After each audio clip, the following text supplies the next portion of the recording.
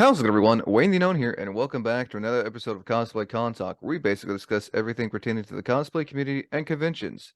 I'm here doing the well-known segment for Get to Know That Cosplayer, and I'm joined here by Stage Props Cosplay. How are you doing, Stage?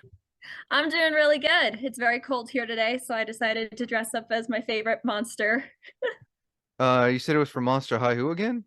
Abby Abominable from Monster High. She's the daughter of the Yeti, the Abby. unnamed Yeti. I'm familiar with like the older like Draculaura and all the Yeah, original. she is from the original. She was just not really as popular as the other ones, but she was always my favorite. Nice. So I'm sure if you're familiar with the series, we'll be talking about your cosplaying convention experience, the cons you went to, the cosplays you've done, some advice, experiences, all that fun stuff. So to begin, how long have you been cosplaying for, and what got you into cosplay?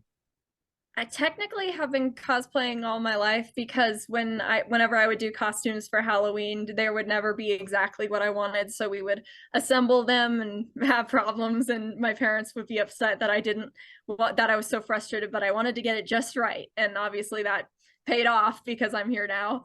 But officially since 2016, I can't really do math in my Nice. So but 17, 18. I got into it mostly because I just love the idea of dressing up and being able to make stuff because I have always liked drawing anyway, but I wanted things to be in the real world so that I could actually get my hands on projects and materials. So that's mainly where it came from. Nice. So you've been cosplaying for a total of 7 years. Oh wow. Oh, That's a lot. because you said you're 18, so you've been cosplaying since you were 11. Yeah. It's a long time. Yeah. My first cosplay was technically made by my mom, and it was Elsa from Frozen. But the first Nice. one that I made myself was Sammy Lawrence from Bendy and the Ink Machine. Who? Sammy Lawrence. It's a video game from I'm familiar with. Are they like the main protagonist? he's a villain. Technically he's a Oh, false prophet. He's a Sammy. demon thingy. I'm looking him up right now. I'm familiar with Indy and the Big Indy Pendy and the Ink Machine. Sammy Lawrence. I'm looking him up right now. Oh, okay. Uh, Yes, exactly. oh Yeah. God, I remember like a few years ago on TikTok, people were cosplaying characters from Bendy and the Ink Machine left and right. Yeah. The new game came out last year and they thought that it was going to make a resurgence, but it did not. It was one of those short-lived type of games. Yeah, unfortunately. Uh, let's see. So what was your very first convention? My very first convention was Colorado Springs Comic Con back, I think in 2016. I could be wrong. I don't remember exactly, but it was a very small convention back then. And it's been really interesting because it went from being at a home center to now it's at the Broadmoor World Arena, which is a huge stadium here in Colorado. It's called the And what? so the Broadmoor World Arena, it's a stadium. And it spans two different buildings now, and so it's been really cool to be there as it's grown throughout the years because I haven't missed a year since I started going for the first time. Would this be it? Yes, that's it. That's pretty big for a for to have a place for a con. I know, right? Well, like I said, it's two buildings, so it goes around all around the inside, and then it goes into the ice center, which is right next door to it. Nice. And what's the name of the con? Colorado Springs Comic Con. Mm, Looking it up right now. What was it like what was it like when you first went to that con? Oh, well, it was very small. I'm not trying to sound like I'm making fun of it or talking down about it because it's still been an amazing experience, but it was very much it felt like a home show, to be honest. Like back then there was maybe a few guests, and cosplayers that were there were mostly the cosplayers that went to every single convention they could go to, and I actually still see a couple of them from that very first year, which is really cool. um but there weren't a ton of vendors, and I think that like AT&T was the biggest booth that we had there, and like a local law firm was also there, so it didn't exactly feel like a convention that you'd typically imagine. Think more of a card trading show. That's more what it felt like. But now it's grown to they have a ton of guests every year, and the artists that still go there are always amazing. And like I said, I still see some cosplayers from that very first year, so that's always really impressive. I'm looking it up right now. I just saw online how 2022 the 2022 event was expected to bring in 20,000 and 30,000 people. I'm not Yes, sure how many. That's a lot of people. I think it ended up bringing in more than that. I could be wrong because a bunch of people got day passes. Oh, I just saw. I'm looking it up. I've heard of it. Apparently, it was the first Comic Con there was held in 2016 at the Nordic Solutions Financial Expo Center. Drew about over 10,000 people. That's a lot for a first Yeah, day con. it does. Yeah, exactly. That was there for that. I don't even know if I don't know if that center even exists anymore. I could be wrong, but I But don't think anyone uses that place anymore. that's crazy. I mean that's really crazy. So how many conventions since then have you gone to? A lot of them. I try to go to at least two a year. But this year I'm going to be going to five different ones, which is the most I've ever gone to. So it's very exciting for me. I actually Nice. just in December I went to my first I flew to my first convention for the first time. So um I've gone to out of state conventions before, but it was ones I could always drive to. So this was a really cool thing and very stressful because I've never had to try to get props and things through the airport. So your interview will be coming out. Let me check this calendar. So your interview will be coming out in August. So we'll be talking about the conventions that you'll be going to and that you will have gone to for this year. That's Okay, man. And we'll be also talking about traveling for conventions as well. Um a question I've been recently asking as of late, I make it a two-part question. Advice for con attendees who want to go to their first con, and then advice for cosplayers who want to go to their first con. yeah. So, first of all, for both of them, don't feel any pressure to make the experience like some huge thing. Like, just enjoy it. If things go wrong, because if you're cosplaying, things are going to go wrong. Like my ears at my last convention, they both fell off in the middle of the convention, and the strings around my dress actually broke. So it's just things you kind of have to learn to go with the flow and understand that just because something's messed up doesn't mean that it's not going to be a great convention. Yeah, And it's never fun when you lose a piece of your cosplay in the middle of a crowded convention. yeah, luckily people are usually very nice if they notice and see it come off. I've never had someone not return a piece to me, so that's always been nice. Um Still, still, that's never fun when it's still never fun when you yeah, lose. no, it's not. Also advice, I actually have it right here. Bring a Ooh. glue gun to your conventions. I've never been to a convention that they haven't allowed me to bring in a glue gun, but if you bring in a glue gun and you're cosplaying, it will save you and probably other people. A lot of conventions have cosplay repair stations now, but those are always like really busy, so it's okay if you need to do some impromptu repairing.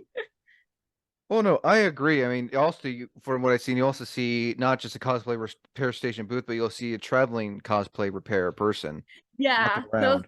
those people are always so fun and so nice. Like I think I've only met two of them at my local conventions, but I know that will go around a lot of places because some people are just independent cosplayers who decided to do the cosplay repair thing. But some conventions have staff members going around doing that now, which I think is really cool. Oh no, I think honestly, I think that really is cool that people are doing it.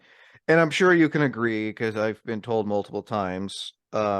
You can, depending on the experience, I'm sure you would recommend that if someone's going to their first con, like as an attendee, just in general, whether they're cosplaying or not, I'm sure you would recommend that they have a set budget. Oh, absolutely, yes. I have to be honest, I'm not very good at that, but I do always try to keep myself within my budget when I go to conventions because most of the time now that the first few years that I went to conventions, I was going to buy merchandise and spend money on photo ops and things like that. But now that I've settled down a bit and focused more on the cosplay side, I have to worry less about what kind of stuff that I'm going to buy. Most of the time, the most expensive things I buy are food, sometimes mystery boxes. But my advice for that sort of thing, I would say you need to understand that you don't need to buy anything there. Sometimes the experience is just enough. And choosing two or three things that you know you really, really want, like I collect acrylic charms and I collect enamel pins. So if I decide that I want to go, I'm not going to get a bunch of prints and then not be able to get an enamel pin or two. So go for what you really want over the quantity. And I understand sometimes there's a pressure to buy a lot of stuff because you want to support the artists that are there, because the artists are always amazing and talented and super sweet. But sometimes just following people and considering going back to their shop online is just as valuable as buying at a convention. Oh, I wholeheartedly agree on that. And I'm also one thing I always try to always ask, what are your thoughts on bringing, as I put it, a convention exit buddy or having a cosplay handler with you for a convention? Oh, absolutely. I make it a point to never go to conventions by myself because it's not just a social thing, but sometimes it can be a safety thing. For the most part, I've never really had a bad experience at a convention, but I know a lot of people do. And unfortunately, sometimes con creeps are hard to avoid. I know that Missouri is having a problem with a big one right now. I don't know if I'm supposed to talk about it though here. So No, yeah, no, just yeah, no. But it's it's always just you would rather be with a group or at least one person than be by yourself. Like obviously you can still walk around the convention by yourself, but as long as you have a home base or someone to say, "Hey, can you watch my bag? I'm going to go around to the bathroom," or "Hey, can you watch my prop? I can't bring it into this panel room because sometimes panel rooms don't let you bring in props." Just things like that. It's all I'd always say try to at least know someone who's going to be there.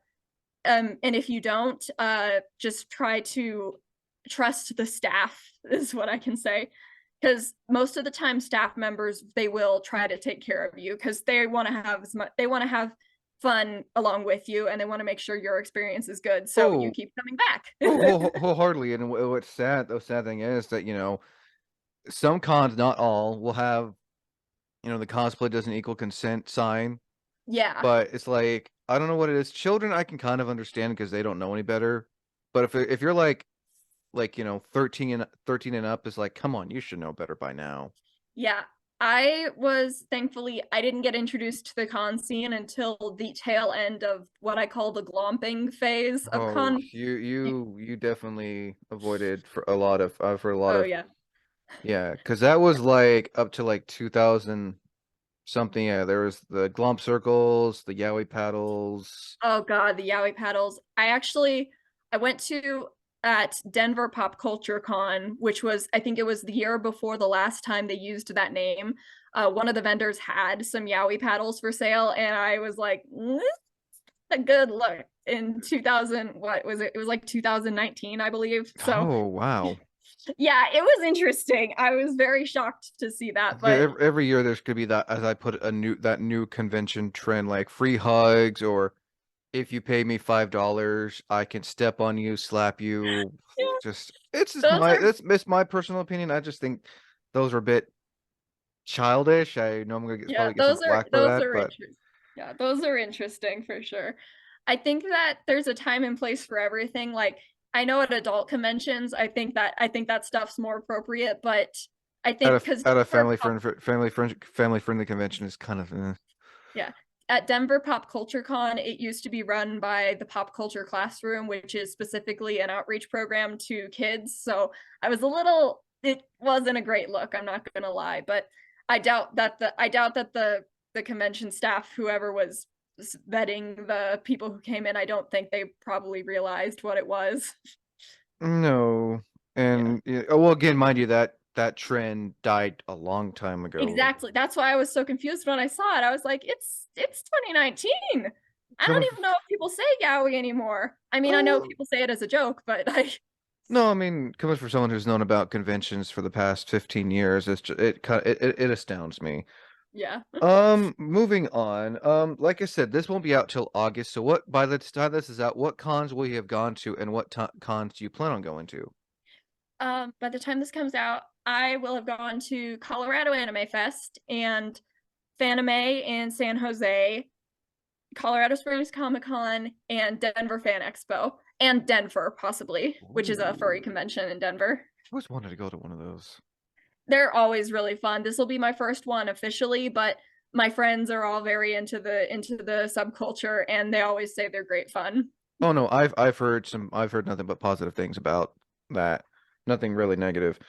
Um, so you're gonna be so you've traveled out of state. Advice for those who want to travel out of state for a con. Don't overpack.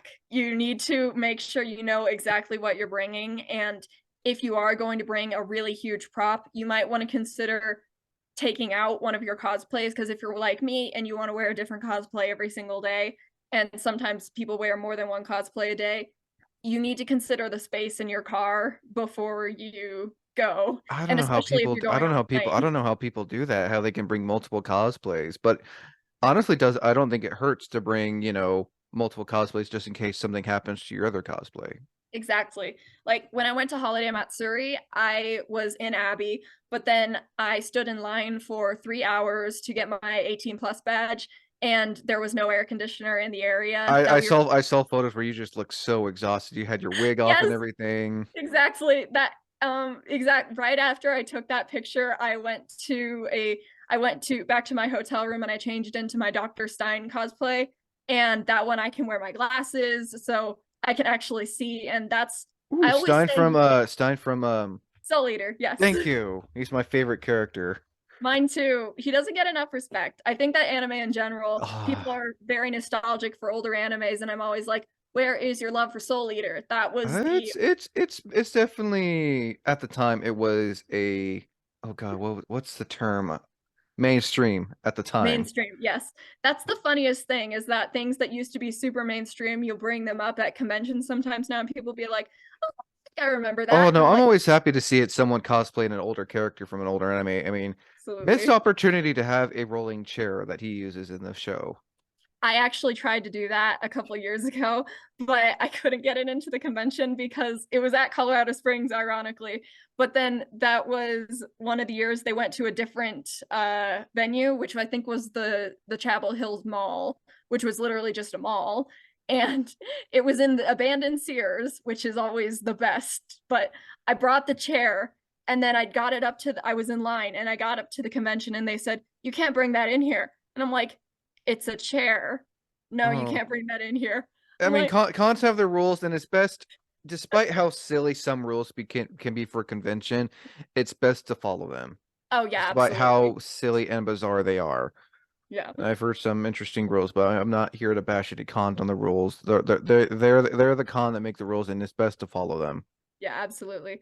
I'm just still very confused on that one, because it was they saw me bring it into the line, and they saw me sitting in line with this chair that was very clearly part of my costume.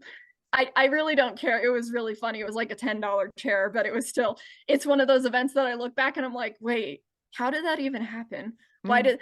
How did they let me get past the first entrance It's and then it's decide to say, you can't bring a chair in here? Your guess is as good as mine, and I'm sure you can also recommend that if depending on where what con you travel to, whether it's your home state or out of state, it's always best to check like the weather conditions as well, so you know what kind of Oh, cosplay yeah, to bring. absolutely. When I was at Albuquerque Comic Con last year, I believe that was last year, I wore my Prince Stolas costume, which is a vest and then a corset underneath that, then long pants and knee high heels, and then you have a big furry thing around my neck, and my face is covered by a mask. Oh, that So that mask. That do you make that mask? I did, yes. That is really well. I'm glad to see a lot of you know um Hell of a has Boston. hell yeah, hell of a Boston has been hotel. I know a lot of people are looking forward to going to Level Up Expo this year. I wanted to go so badly, but I ended up not being able to go. Yeah, yeah, because like I said, that was in February by the time this is out, and that con looks so fun. I looked it up myself, and I'm just like, I would love to go, but it looks so expensive. It is. Next year, what I'm hoping to happen is that I'm gonna have a Cicero cosplay from Skyrim done by then. So I'm hoping that they'll be at level up Ooh, again, and I'll be able to wear Cicero a few days, and then Stolas or Blitzo on another day. nice. But yeah, like I'm sure you travel to cons where you like try to do your also I'm sure you agree, do your research when going to a con. Even if it's a con in your local area, it's always best to Absolutely. do research. And check the prop policies because they change every single year. I have never been to a Oh yeah. convention more than once that hasn't changed their prop policies from year to year. And sometimes that's just the convention's personal preferences. And sometimes it's because the province that it's in has changed or the venue. Oh oh And yeah. at Colorado Springs Comic Con, I think this was last year. They updated the policy to where you can't bring any PVC pipe or wood in, which obviously is a big part of most people's cosplays when it comes to like huge anime weapons. Oh But yeah. I saw so many people because I was sitting at the front watching everyone come in because I like to people watch at the beginning of the conventions. And I saw so many people get turned away with their props, and they would say, well, we could bring it in last year, and then the convention staff would have to tell them that it was Oh, the venue, not Colorado Springs, that wanted to change oh it. yeah, So no, it's not the con itself, it's wherever it's being held at. yeah, because I know sometimes like Fan Expo is a big like I don't know how to I guess corporate convention. They run like MegaCon, Oh Dallas, yeah. There was a fan expo going on here in Oregon. yeah, and they all have a bunch of different rules, but I know It's Fan a Expo specifically has rules that are different than a oh lot of yeah. different conventions. But yeah, Oh yeah, no. With the rules, if you have a gun, if you have a fake gun prop, it's usually best it's made or has the orange tip. yeah, or if Um, it's very obviously fake oh is yeah, no, I no. think that so Colorado Anime Fest, you're not allowed to bring in guns that could be misconstrued as a gun, Oh even if it yeah, has the orange tip. Um, which I understand there are reasons for that, obviously, oh but yeah, no. Jason Todd cosplayers, they have to have their guns zip tied into their Oh, holsters now at like San Diego Comic there. Con. I would highly recommend if you're gonna cosplay Jason Todd, there are police training guns that it's just basically in the form of a pistol, but it's like fake plastic, no trigger thing. I It's use hollow plastic. I've seen hollow plastic ones. That's what a lot of people use nowadays. yeah, It's really funny.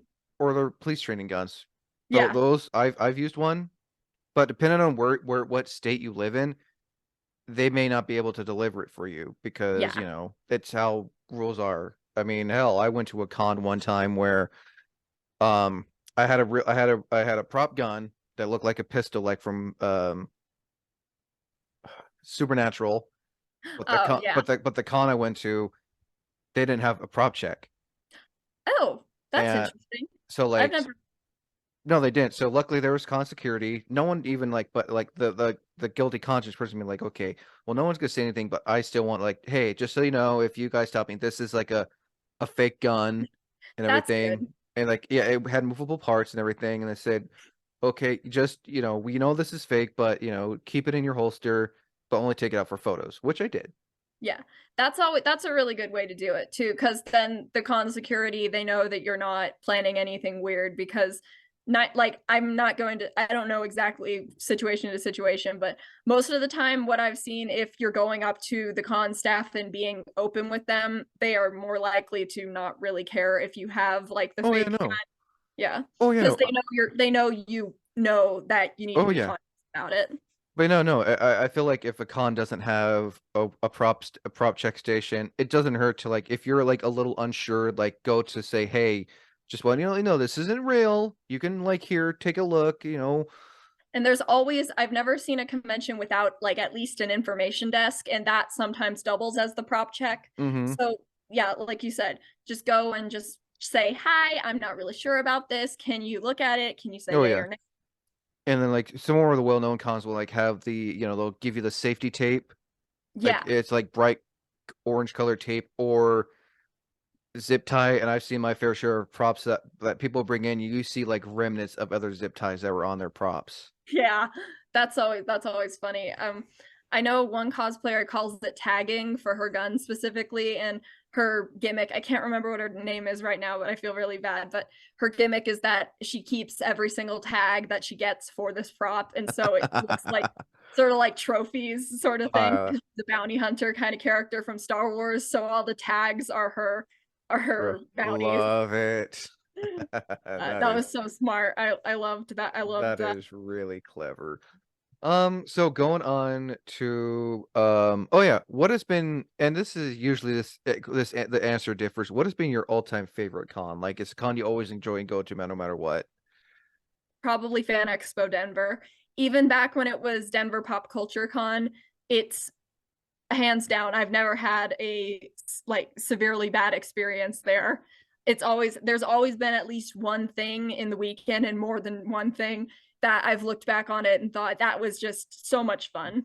Oh yeah, no, I've yeah, I've heard of how fan expos are like, they were originally named something else. Yeah, Like, almost always is that they were purchased by they were a different con that got purchased by Fan Expo. oh yeah, fan expo is the 17th to the 19th of this year. Nice. Yeah, up here in Oregon, we have a fan expo which was originally known as Wizard World. Oh, right. Yes, I remember that. Yeah, I had friends that used to go there every year. at the Colorado Convention Center. Nice. That's Blue pretty Bear. cool. That's pretty cool. So moving on now to like the cosplay portion of this segment. What advice would you like to give for first-time cosplayers or people who want to get into this that are on a budget? Um, the best thing I can say is that even if you're on a budget, that doesn't mean that you are very limited. There, like obviously, if you have more money for a costume, you can buy better fabrics or you can buy better materials to make your costumes, but don't discount the idea of using cheaper prices. I mean cheaper prices, cheaper materials. For instance, if you're on a budget, the first place to go to look for fabric might not be Joann's Fabric because even though I really love going there, it's very expensive. But I would suggest looking for wholesale websites like Big Z Fabric or uh, that's the only one I can think of right now. That's the only one I use. But Big Z Fabric is such a great wholesale website for fabrics and things like that. And then I know a bunch of cosplay YouTubers will have discounts for cosplay specific websites. So places to get Eva Foam and Warbla. And then also, if you are budgeting and you do decide that you really, really need a more expensive material like Warbla, for example, then you need to figure out how to allocate money to that away from something that might not be as important. And I'm sure you can also recommend thrifting, and also Oh yeah, of it course. doesn't hurt to buy, and I've seen people do it left and right. Go onto a cosplay website that has a mass-produced cosplay, buy it, Yeah. and just And then mod alter and it. Yeah, yeah. or leave it as is. That's also fun. I know that some of those websites are very good bought as is, but then some of them are meant to be modified. So I know Easy Cosplay is a really good website. I don't personally have experience with them, but my friends all have used them and always have great things to say about them. They're easy to alter, but they're also easy to just wear out of the bag. Oh no, I wholeheartedly agree. So before we get into your cosplays, I gotta ask, I was looking on your Instagram and I gotta ask, what was the process that went into the projectionist from Bindi and the Ink Machine? Oh my God, that's so old. I actually still have the head in my what Jesus stat my crafting room. God, my mouth. The projectionist was actually just made out of cardboard. The extra pieces are styrofoam, that like floral styrofoam that I painted, and then the body suit was actually a repurposed cat suit from a previous Halloween that I was cosplaying as an original character, even though she was just a girl in a cat suit. That's how long did it take to make the headpiece? A very long time. That's actually the second iteration of that head. I actually originally had it painted much worse than that, and so I took it apart. And then I For anyone repainted it. wondering, Yeah. Oh that's God, weird. no, I forgot about that picture. with your permission, if I can show this. Oh, absolutely. But no, That's so that really well done though. thank you. That picture is actually a reference to an artist on Tumblr who drew the projectionist in that those specific poses. So those heels actually aren't even mine. You can see those don't actually fit me. Those are my mom's. And I mean, again, I can like, yeah, from what I saw in your one picture, you were like wearing the gothic biker boot type things. My platforms, yes. For all of my Bendy and the Ink Machine cosplays, I used I think they were they're 6-inch platforms and they're huge and really fun to wear. But recently I've decided that that wasn't as safe as I thought it was because I fell one too many times. So now I usually wear smaller platforms, which still has the same effect. Still, it looks really well made. Thank you. But yeah, just styrofoam and cardboard and Velcro. Nice. Um. Oh yeah. By the way, I forgot to ask. How was your experience at Holmat last year? Oh, it was so much fun. It was so much fun. I actually that was only my second time going to Florida ever in my life and my first time going to Orlando. So it was an amazing experience. I Ubered a lot, which wasn't as expensive as I thought it was going to be, but everyone there was so nice and the panels were so much fun. The gaming center, which I didn't expect to enjoy, I discovered that drumming game. I don't know what it's called, but you hit the drums on and to the beat of the music, and there are cute little drum icons that go along with it. And Nice. my friend and I went and played that at least 3 times every single day of the convention. So that was a lot of fun. No, it And sounds like you that's had a fun time. yeah, that was the first time I met in person a bunch of my online cosplay friends like Miss Dee Cosplay, Rosie G Cosplay, Sailor Geek Cosplay, and that was the first time I met them in real life. So that was a lot Oh of yeah. fun too. Sailor Geek is a really cool person. Had the opportunity of having them on this channel as well. Yeah, they're so nice.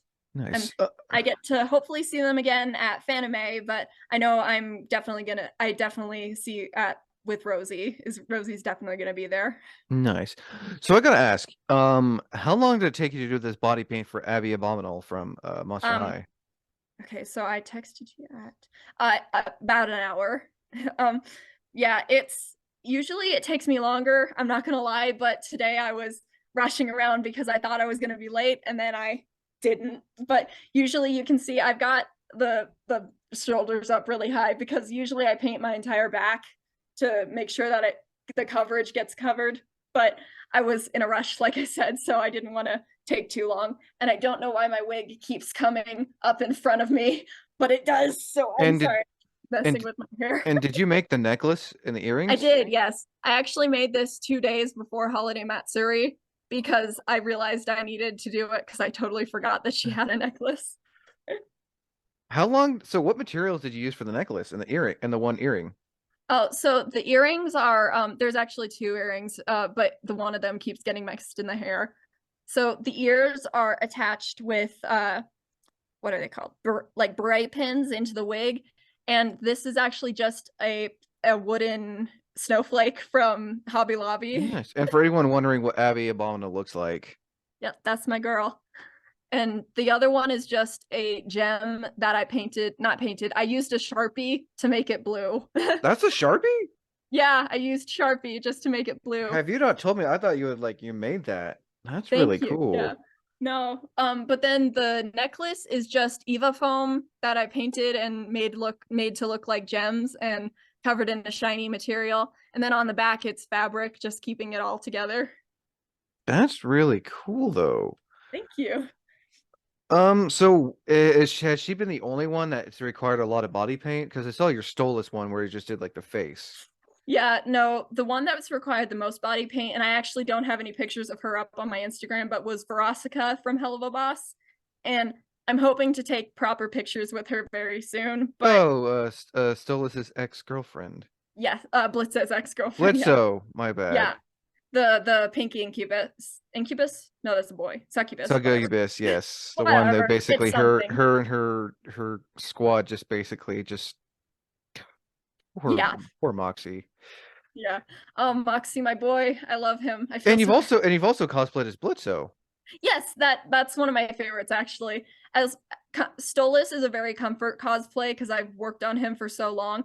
But Blitz is just so much fun because every single time I get to talk to people, I get to do a lot of in character stuff because they're like, it's Blitz, and I get to be just a dork and be stupid with them. No. So this actually brings me to a question I kind of ask.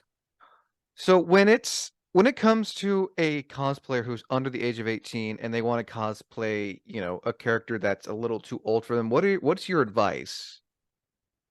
Okay, I'm not going to be able to have very good advice on this because I was cosplaying Hell of a Boss when I probably shouldn't have been. I was a lot younger than I would be comfortable with now, which I think is very hypocritical, obviously, but also it's gonna happen no matter what.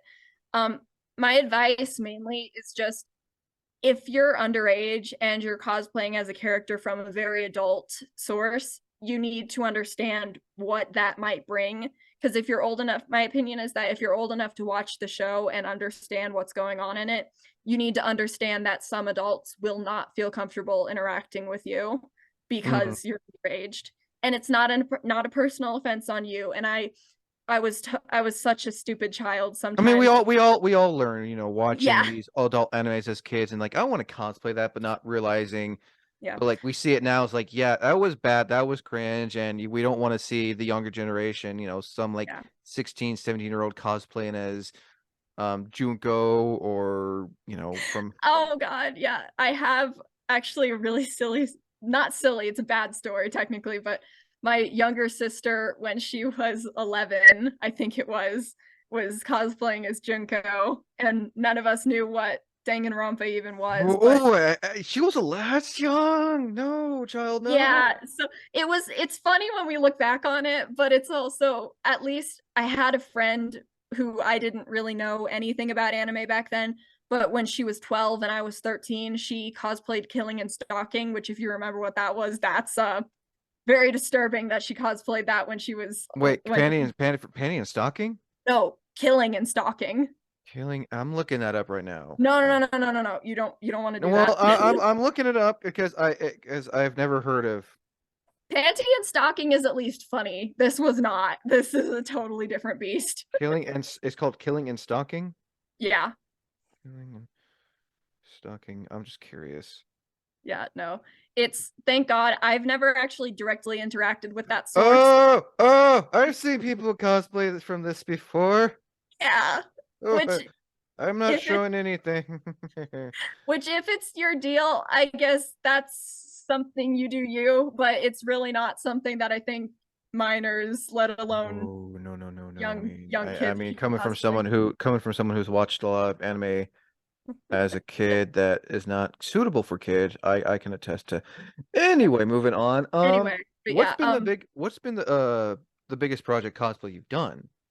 oh, so technically, as far as length goes, that would be Stolas. But currently, I'm working on Lord Shen from Kung Fu Panda. I saw that you're doing that that you put progress photos of Lord Shin and also Fizzaroli. Yes, I'm excited because I'm finally working on Fizzaroli after I think it's been a year now that I've had the supplies to do him, but I just haven't bothered to actually work on him.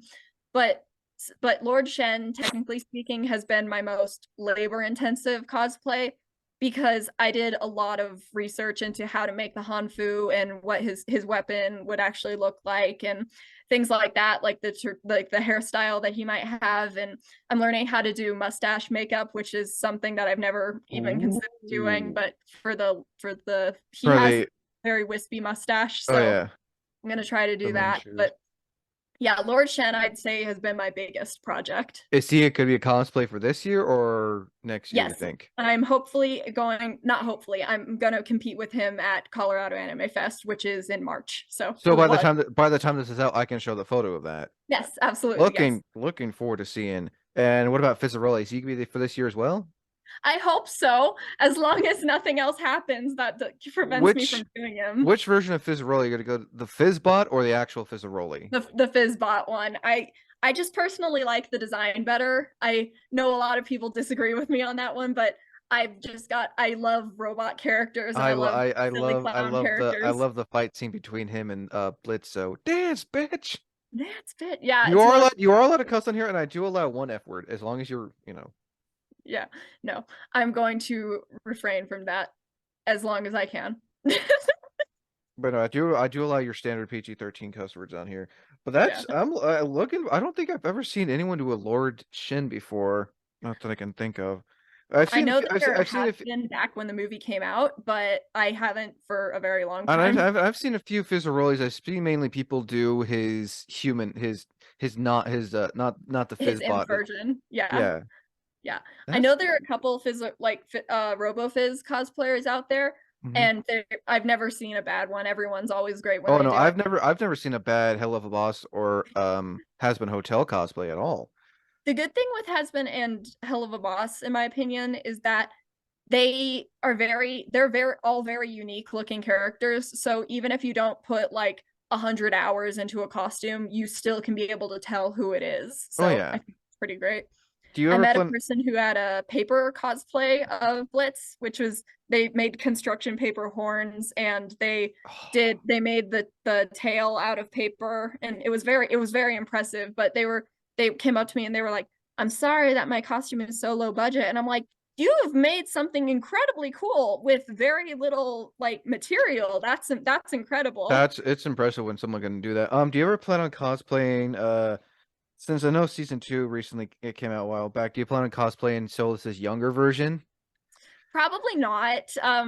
The younger version of him, I absolutely love him, but I'm so attached to my current Stolas cosplay, I don't think I'll ever make another one. Um, highly considering trying to make a huge build of his demon form, but it would be more of a puppet than a cosplay. So we'll see if I actually end up doing that. Or I've yet to finish season one, but I've seen Stolas demon form. I'm looking it up right now. Yeah. Okay, well, The yeah, I big get. black red one, that's Oh yeah, but her. yes, that one. Now I can see that more as like a puppet or like a cardboard cutout thing. Exactly. The way I'm thinking of doing it is combining like I think they call them wearable puppets. I'm not exactly sure on that one, but Oh yeah. I'd have it so the head could be controlled by my hands and then the Ooh. wings would be And for anyone motorized. wanting to know what Stolas really looks like, he is based on a real. Yeah. My boy, yes, he's so funny and is honestly a little stupid looking, but I love I like the fact that Vivzy, you know, did her research on the characters yeah. when making the show. That's in my opinion really cool. So I now thought it was on so cute, and I when I found out what Stolas really looked like, it I was dying. I thought it was hilarious because I'm like, it's just literally just an owl with long legs. That's what when they wrote the Lesser Key of Solomon, whoever described Stolas, I just can't imagine. I imagine that would be horrifying, obviously, if you saw it in the real world, but just picturing a huge owl with long legs is the funniest thing in oh my head. no, it definitely is. So now onto the cosplays you've done. What's that one cosplay you've not done in so long that you would like to bring back? Seymour from Little Shop of Horrors, absolutely. Yeah, I saw your Um, picture. Did you make that? Did you make the plant as yes, well? yeah, I did. She's I can't remember the plant's name. Audrey too. She's Audrey, my think. pride and joy. I That was one of my first actual puppets that I've ever made, and so that's Ooh. the that's a really proud piece for me because So Jim Henson and Frank Oz, they've been my wait, best. they were responsible for that puppet? Yes, yeah. Really? Yeah, Frank Oz and by association Jim Henson when they figured out the technology for the Dark Crystal, that's what a lot of it went into making Little Shop of Horrors. Such Frank a Oz was the head puppeteer, and I believe he operated Tui. I could be wrong, but that is cool. I mean, I love Frank Oz's work. I I mean, did too. Yeah, you know, from Yoda to Fozzie Bear to Cookie Monster to even like making his own directing his own film. yeah. That's I really cool. He's one of my biggest inspirations. Jim Henson and him are Like very, very motivational, not characters, very motivational people to me. I've been watching the Defunct Land series on Jim Henson, and everything I learn about it is even cooler than what the Nice. So, what material did you use for Audrey 2? um it's actually funny. So there are these little Easter candy things, and you know, the eggs. But so the way this egg worked was that it was a candy dish, and when you popped it open, it was plastic. But I realized that the mouth being shaped like an egg, I could pop it open and make it look like Tui's mouth. Oh yeah, from So anyone. yeah. Yeah. That's what you So use an eggshell? That's really cool yeah. though. So once I found the right eggshell, I added a little hinge mechanism with fabric in the back of it. And the details are all hot glue. And then I added a layer of foam clay on the top to make the lips look like lips. And then I just Nice. painted it. Yeah. So I also want to ask, what was a process that went into making Stolas's mask and his grimoire? Oh, so the grimoire was a huge project for me. It because I thought that the grimoire was purple for the longest time. I still don't know why I thought it was purple. But so I painted this book from Michael's, their little book separator things and their boxes for storage things that like you can put on your bookshelves and their hidden storage sorts of things. But I painted that blue after I painted it purple. And then I printed out a decal of I drew the decals on the book in a art program, and then I had them printed out by a sticker company, and I just put them on top of there. Oh yeah, for anyone wondering, also, and they take it that was your original mask. Yes, that was, oh, I missed those. I wish that had worked. So my original plan with the opera glasses look was they were going to be like actual glasses, like sunglasses that I could wear, but they ended up being way too heavy. They were made out of acrylic, and at the time I didn't realize that that was not a Gorilla can be really heavy. yeah. And the new mask is actually made out of like the eyes are made out of light filters that you put on stage lights because it's a really rigid plastic, but it can be cut really easily. Oh So yeah, yeah, and that's really cool. the mask itself is made out of cardboard and foam clay actually, and then Warbler for the eyeliner. But it's very funny because as many times as I've sealed it, and I don't recommend doing this because this is technically not right, but the mask, whenever I wear it for a very long time, I still, no matter what, I get very sweaty on the inside of it, and it still smells like fresh clay, which is unfortunate, but it looks cool either way, so I don't really complain about it. Nice. So next one. What's that one and done cosplay? It's a cosplay that you did once because it was for a group, you were curious about it, someone asked you, but you've never done them since. That would be Verosika. I made her specifically because I wanted to make her wings, but then I ended up doing it wrong because I used the wrong fabric and I didn't realize until I was completely done with the costume. So I'm hoping to try to actually wear her again, but I don't know if I will because it's a lot of effort to put on the body Not to mention makeup. there's a lot there's a lot of pink. Yeah, it's a lot of pink. And I have a makeup stick that makes it a little easier, but it's less of the difficulty and more of the effort that just goes into putting it on. Because it's not one that I plan on taking to any convention just because it's really uncomfortable to wear.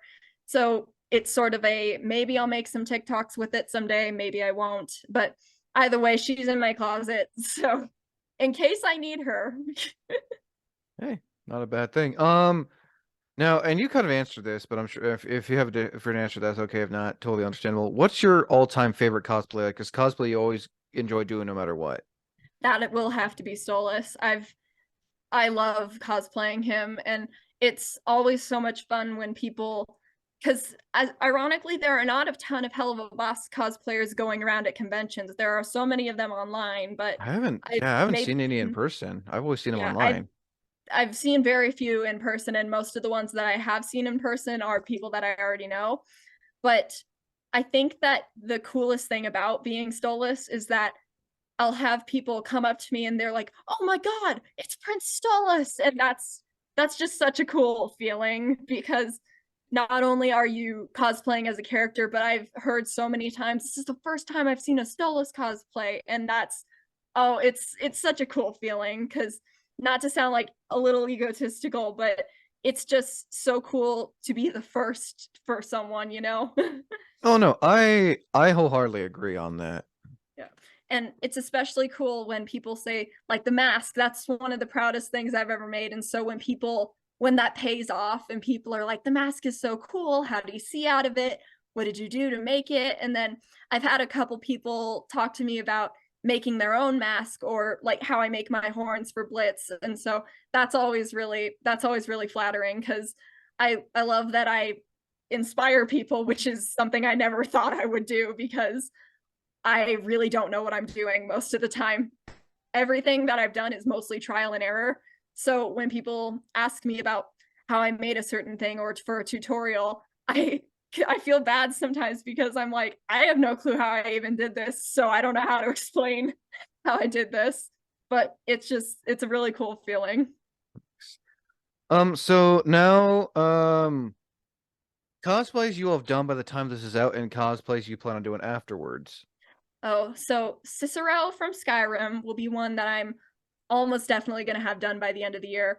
Lord Shen, obviously, like I said, that's going to be my proudest achievement this year. Hopefully, Fizzerali will be done too. Um, I think that I might do Cecil from Welcome to Night Vale, because that used to be one of my favorite things, and I did a Kevin cosplay a while back, and I think I cosplayed Cecil once. I might have. I don't really remember, but he just won the Tumblr Sexy Man cosplay. I'm not cosplay. He won the Tumblr Sexy Man contest on Tumblr, obviously. So I'm gonna cosplay as him, and I have a sash that says #1 Tumblr Sexy Man. So I'll probably have worn him at Colorado Anime Fest by the time this comes out. Nice. And you said Cecil you'll be wanting to cosplay as well?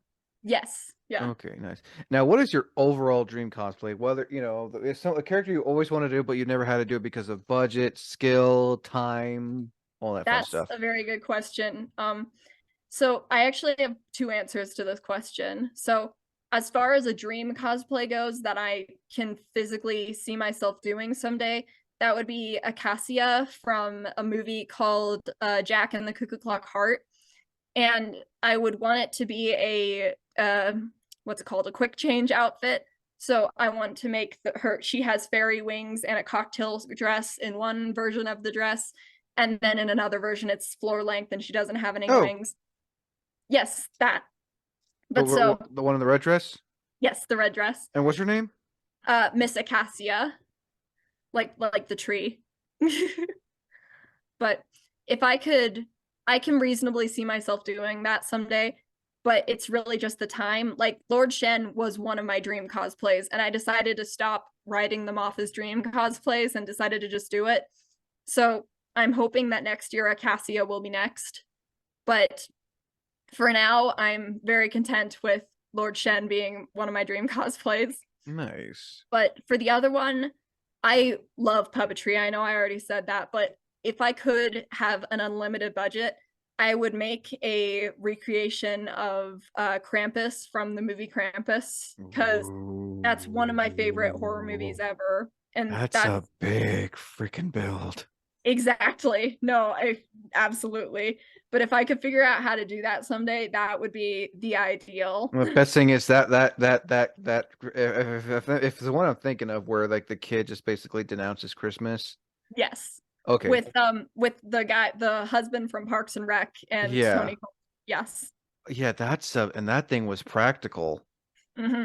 It's Oh, it's such an amazing movie, and the fact that there are so many progress photos of it being made is a big help to me if I ever were to cosplay it. But it would be less of a I'm passionate about this character cosplay and more of a I want to test my skills sort of thing. oh yeah, no, he's He's a big boy. oh yeah, for anyone wondering what he looks like, Yep, that's him. that's oh yeah. Yeah. I watch it every single Christmas, and I've always thought about how cool it would be if I could make that something that I could physically see.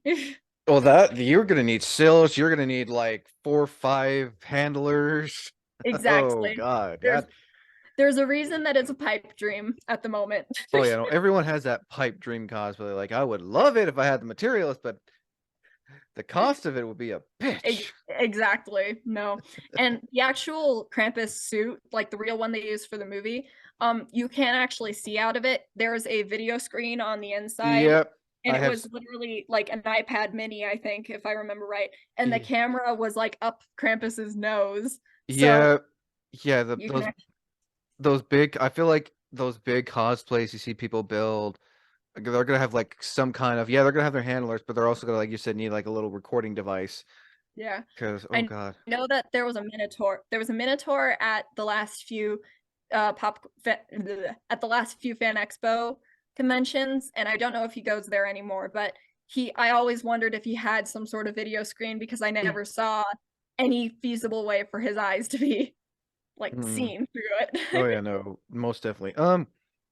Cosplay mishaps. Have you had a mishap for any of your cosplays before? Whether something Define ripped.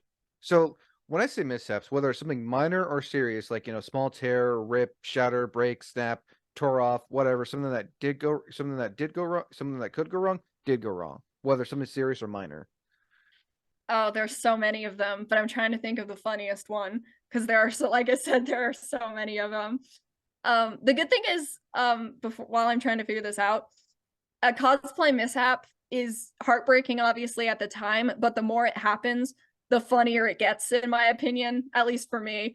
It's then mostly good having that mindset because I don't just sit there and go, it's ruined. I sit there and go, this is going to be a really funny story to tell later. But I think that my worst one was probably this is an old costume, but it was a character from a musical called Starlight Express. And he has this codpiece belt thing. And I was in the middle of a contest and I was waiting my turn in line.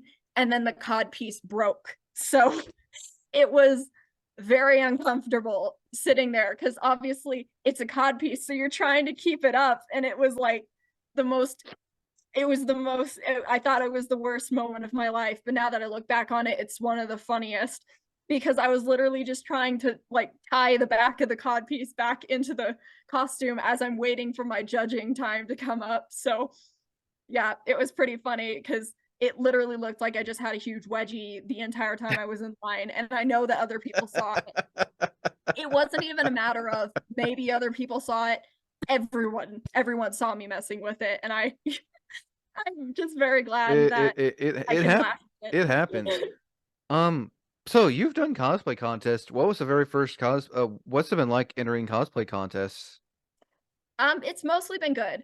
I don't actually go into cosplay contests to with the intention of winning. I've actually never won a cosplay contest, but Well, there's nothing every wrong with that. yeah, every single convention I've gone to, except for Holiday Matsuri, I've entered in the cosplay contests, and it's been mostly just I like showing off my work. That's really what it comes down to, and I love that other people get to win. But mostly, what I go up there is just to show off. That's the whole reason I enter cosplay contests. So I always enjoy watching my friends get awards and stuff, but I've never really sat there and gone, oh, man, I wish I'd won. Like, obviously, it would be nice to have like the recognition sort of thing, but the whole reason I do cosplay contests is just to be able to make sure that people see what I'm wearing and what I've And accomplished. there's and see that's I feel like that's, in my opinion, that's what a cosplay contest should be about, is just going and showing off your cosplay. If you win, great. If you don't win, that's okay. Yeah, Don't go, like you said, don't go with that mindset like, oh, I'm gonna win, and then you don't win and you're just gonna throw the world's biggest freaking hissy fit. yeah. The thing is, I've seen so many cosplayers who have had the winning cosplay, but we were all in the same division. So there's no way for all of us to win, you know? But I remember specifically at the last Fan Expo, every single person in my division, which was intermediate, I could not have told you who was going to win. And I'm so glad my friend was cosplaying as Frankie Stein from Monster High, and she ended up winning. But like I said, I could not have told you from the beginning that I saw all of these cosplays to the final moment where they were announcing who was going to win. I could not have told you who was going to win because they were all so amazing and done so well. Oh, But yeah, I I think that the best attitude to have when you're going into cosplay contests isn't that if I don't win, this is going to ruin my night. It should be I'm going to go up on a stage and show off to a ton of people what I've done, and for even like less than a minute, you are the center of attention. So just enjoy it. I wholeheartedly agree on that. So the next question is probably my all-time favorite. Awkward, weird moments slash convention horror stories that you would like to share. Oh goodness, can I tell more than one? Because I have You can tell two. Okay, gotcha. So this was a while back. I was in my Blitz cosplay for the very first time at a convention, and this is one of the most traumatizing things that has ever happened to me at a convention.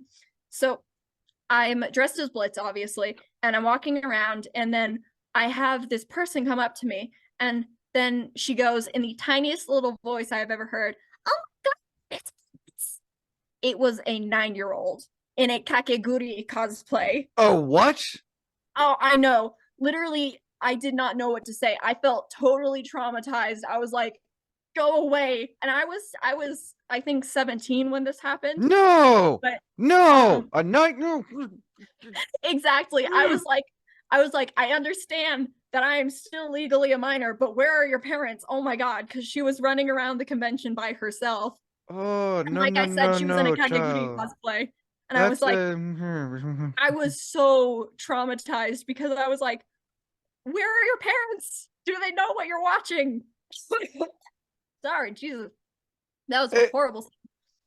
Parents need to know that Kakaguri is a gambling focused based anime based on the manga of the same name. These themes include gambling, addiction, cheating, manipulation, bullying as ways of many gaining popularity of power.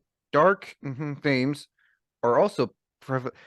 Did she just like show that I feel like as a parent, if your kid asks you, "Hey, I want to cosplay this character," do your damn research. Yeah. So the thing is, and this goes back to when my sister cosplayed as Junko.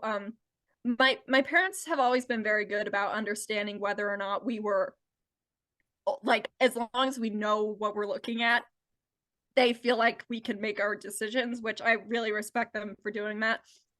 But my sister was asked many, many times, are you sure this is who you want to cosplay? Because this is a very adult character. And she said yes. And she totally knew what she was doing. And while I personally, now that I'm older, look back on it and cringe, it's one of those things I feel like the difference between Danganronpa, as bad as Danganronpa is, there are certain things out there that are worse. And so having a little kid come up to me in a Kakeguri cosplay and talk about my Blitz cosplay It's was just very like disturbing. so many red flags. Yeah. And the worst part is that's not even the only time a little kid has recognized me.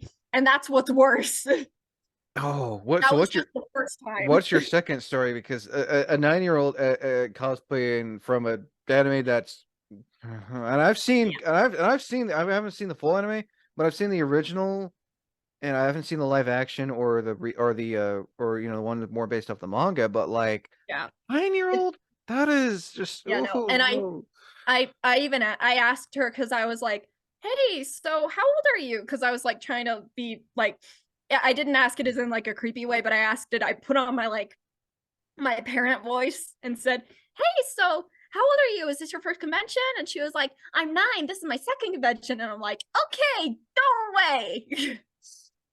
Yeah, no, it was frightening. But I was like, am I on like a hidden camera show?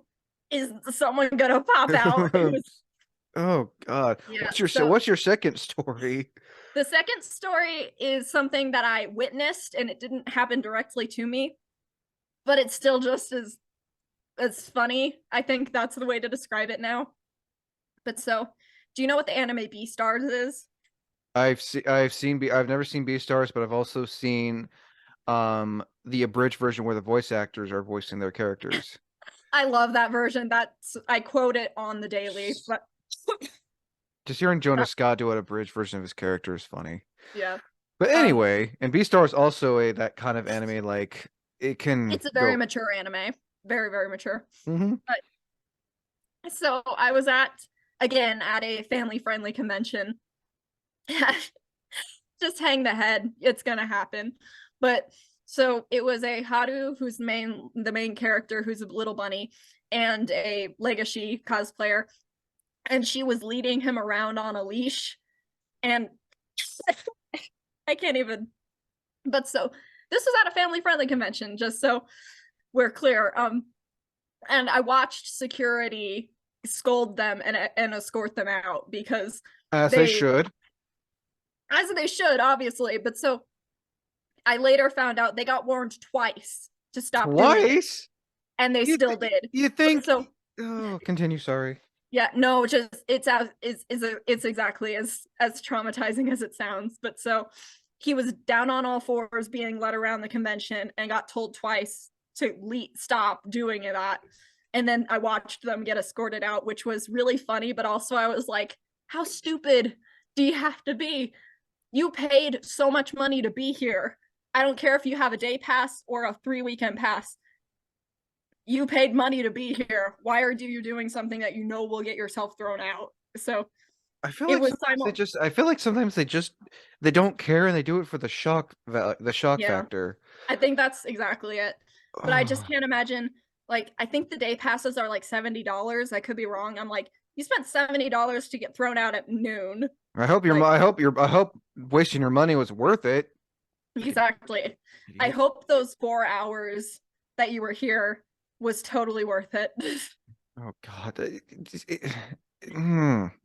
I don't Yeah, know how to respond to that. That's just like it's family yeah, friendly for a reason. Like if it was an 18 and older con, I can understand. yeah. But And if it's a since it's a family friendly con, it's like, do you?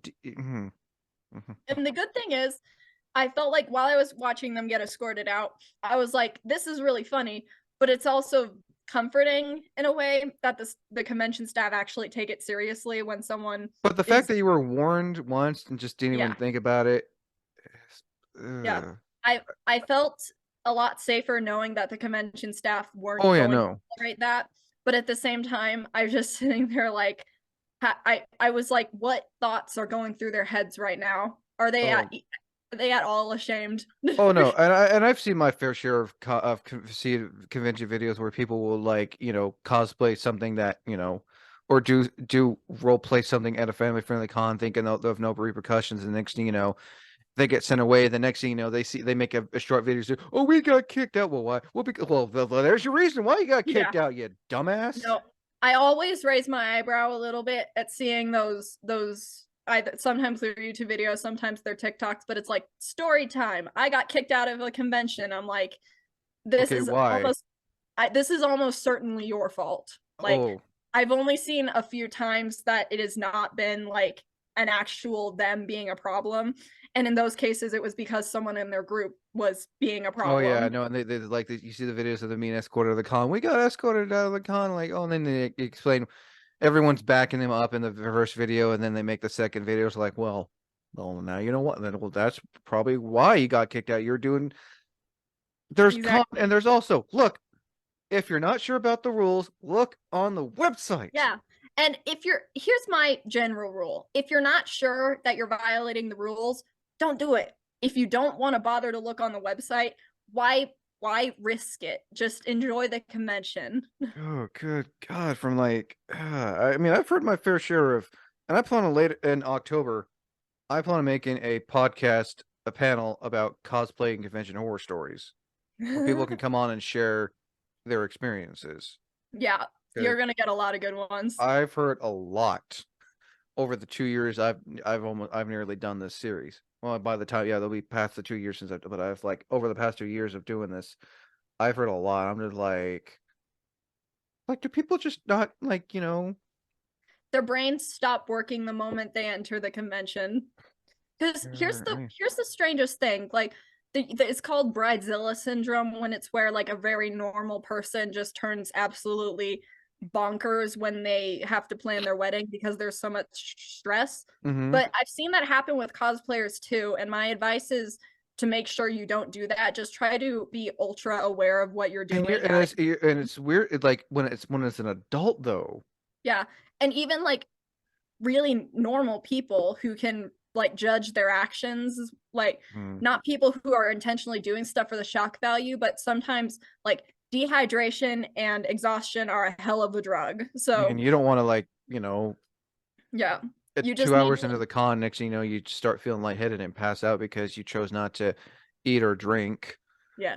And I am guilty of that, but you need to understand that when you start getting to that limit of I'm getting touchy, I'm getting irrational, you need to think your way through it. You need to figure out, do you need to step outside? Do you need to go back to your hotel room? Just try to, as much as aware you of your actions as you are in on a regular day, you need to be hyper aware of them when you're around a huge convention where everybody knows everybody and the community is very close knit. Oh yeah, no. It just amazes me when like it's adults, 18 and older feel like, they're untouchable when they cosplay certain things and they do those con trends and like there's gonna be repercussions. You may not think of it now, but don't go making a video, saying, "Oh, this happened." Like, well, there's a reason why it happened. Yeah. Don't don't like harass other cosplayers and claim that it's in character just to then later turn around and say, "I got banned from conventions. It makes me so sad." Like there are consequences to your actions. It's such a fun place, and yes, you can like let your freak flag fly. I love being weird and having fun at conventions. But you know your There boundaries and limits. there's a line. You need to read the room basically. Just And read the think goddamn rules too. think They post them on the websites. They show the pamphlets. There's even saying a sign that says cosplay does not equal consent. Yeah, cosplay doesn't equal consent, and like it will specify. Like I know at Holiday Matsuri is not a family focused event. But obviously kids are allowed. But at that point, it's more acceptable for you to do adult things because it's This isn't Dragon Con. This isn't Exi Expo. This isn't Waifu Expo. yeah. But Where you can just do yeah, whatever, nearly whatever the hell you want. You yeah, got to take into consideration that hey, there may be kids here. Maybe I yeah. shouldn't, have my drag my partner by a leash on all fours. Yeah. And like later on in the night when when like I know Holiday Matsuri had an age limit to the Mm-hmm. times. So you had to have 18 plus, I think it was, to be able to stay after a certain time As long as period. you have your ID, And then because if you don't have your ID, you can't go to that 18 plus yeah. event. And then that's okay. You just that's the time and place. And like the after dark events, those are the time and place. If you want to dress up in weird kink gear and go around in your like waifu cosplay with your 12 other waifu body pillows, like I don't know, you can do that. Totally go for it if you want. I don't get it, but have fun with it. But just don't do it when you know you're not supposed Oh, to. and the sole purpose of this series, from the interviews and the panels, is to educate newbie cosplayers. Yeah. You know, don't do what we all used to do back then. Learn from Yeah. that, and also be better, and also be respectful Yeah. of other people's. Whether Learn you're attending a con, and if the cosplayer says no, I don't want a photo, respect that, please. You're an adult. You should know better. Yeah. And even if you aren't like legally an adult, if you're going to a convention, you need to have some capacity of awareness for other people's feelings and other people's boundaries. Oh no, Like wholeheartedly agree. I feel like I did stupid things when I was a kid, but I still take responsibility for the fact that I did stupid things. I don't just write myself off because I was a kid. I acknowledge if I was like I know I did stupid things when I was a kid and I was annoying and I crossed people's boundaries and I regret it because I knew what I was doing. I was just an irresponsible kid. But I think that the thing that people need to remember is just because you did stuff as a kid doesn't mean you should write it off as just a kid thing. Oh no, You know? I wholeheartedly agree on that. So last but not least, last minute advice you just want to throw out there in general pertaining to this segment. if OSHA would report you for your station working on cosplays, then you need to change something. Oh, As silly as that sounds, so wear a respirator when working with hazardous materials, wear gloves. You need to make sure that you're not putting yourself and other people in the building in danger, because I know it's tempting to work on to Dremel Eva foam on the inside without a mask because you're not really thinking and you just want it done. But in the end, if you end up making a ton of cosplays and you end up constantly being around those hazardous materials, you're going to get the effects of it. There are reasons that those rules exist. They're not just exclusively to keep lawsuits from happening in big places. oh no, So, even if you're doing it at home too. yeah, no, that's what I mean. I only work at home, but I invest in a proper respirator when you're working with spray paint or with Eva foam or with Warbler, because as normal as those materials are, they are still toxic materials, so you just need to be aware of what you're doing. Oh, And I hardly goggles, agree. goggles, that's the other thing. Invest in a good pair of goggles and invest in a good respirator. Those are my two main pieces of advice, because the amount of times that I have gotten sand or dust from the Eva foam in my eye, it's not worth it. Just put on the goggles and don't just wear glasses. That will not help. Put on goggles. I Proper. wholeheartedly agree on that. These are actually the ones that I use. Oh, safety, your standard lab safety goggles. Exactly. These were $5. Like, it's not that hard. These were from Target and they have saved Your me safety more is more times. important. If I really have to say, your safety is more important than the cosplay prop or whatever you're working on is, because Absolutely.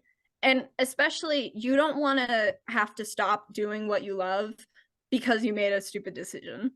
Like, you need to make sure, don't burn yourself on stuff like if you burn yourself, take a step back. You need to reevaluate how you're handling things. If you're using the Dremel very close to your hand, please be aware of where your fingers you are. don't want to lose a finger. I've Exactly. seen what Dremels can do. Yeah, you need to just keep yourself safe. It's very, very tempting to ignore the safety rules just because you really, really want to do it.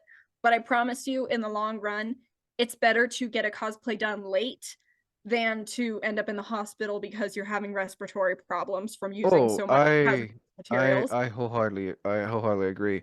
So before we end this real quick, as I always ask at the indies, would you like to promote yourself by letting people know where they can find you on social media? Yes, absolutely. My handle on everything is Stage Props Cosplay, and I'm on TikTok and Instagram currently. So if you want to talk or if you need advice on cosplay, I have my inbox is always open, and I love to do collaborations with people here in Colorado. So if you want to do cosplays together, just let me know. I love I love making new friends in the community. So Yeah. yeah. The links to those will be in the description below. Looking forward to seeing what cosplays you do throughout this year, and also can't wait to see what you plan on for next year. And yeah, again, Stage, thank you for coming on to Cosplay Con Talk to share your cosplay Thank you so much for convention. inviting me. You're very welcome. And as always, if you don't already know, once again, I am Wayne the Unknown. Until next time, thank you for listening. And as always, thank you for watching.